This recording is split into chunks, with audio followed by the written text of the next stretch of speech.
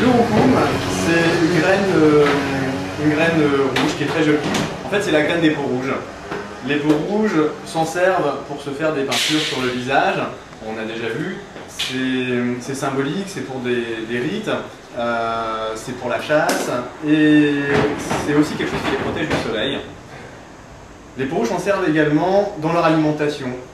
Instinctivement, ils mettent ça comme colorant et ça tombe bien parce que c'est un super antioxydant. C'est très bon pour assimiler les rayons solaires et pour s'en protéger. Aujourd'hui, on le retrouve beaucoup dans les compléments alimentaires, on le retrouve dans des gélules, dans des comprimés, on le trouve un petit peu en poudre. L'idéal, c'est de le garder en graines pour éviter son oxydation et soit de le broyer au dernier moment avec un moulin à poivre, par exemple. On peut mélanger avec le roucoum du poivre, des jolies petites baies de toutes les couleurs et le mettre au dernier moment sur l'assiette. Aussi, on peut le mettre dans l'huile d'olive. Voilà. On va mettre à peu près 1/10 de la hauteur de la bouteille et on attend 3 semaines que l'huile d'olive s'imprègne bien de le roucoum.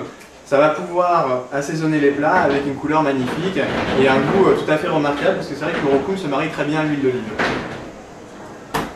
Qu'est-ce qu'on fait encore avec le roucoum? Voilà, toujours pour le manger, le roucoum, là ça sera une boisson.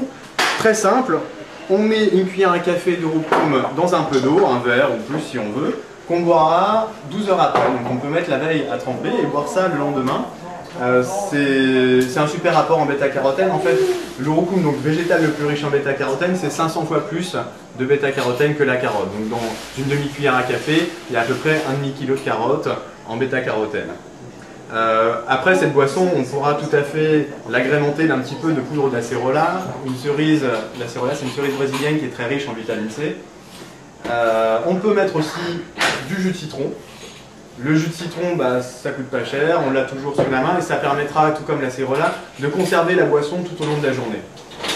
Enfin, en cosmétique, j'ai pas tout dit, mais c'était un exemple. En cosmétique, ensuite, plutôt, on peut le mettre à tremper dans le jojoba. On prend un flacon de jojoba, donc le jojoba c'est une huile hydratante, on prend un flacon de jojoba, ça ressemble à... j'en ai plus... Bon, bah, le jojoba c'est jaune en tout cas. Et on en met un petit peu au fond du flacon, pareil que pour l'huile d'olive, 1/10 de la hauteur. On remplit le flacon, on attend 3 semaines, et après ça donne une huile hydratante, légèrement colorée, qui donne bonne mine, instantanément, qui sent bon et qui repousse naturellement les moustiques. Voilà, les Indiens aussi, ça leur sert à pas se faire bouffer par les moustiques, le roucoum. Voilà. J'en avais déjà mis avant, mais j'en mets une couche. J'ai encore plus bonne mine. Et je sens encore plus bon, et je suis encore moins bouffé par les moustiques.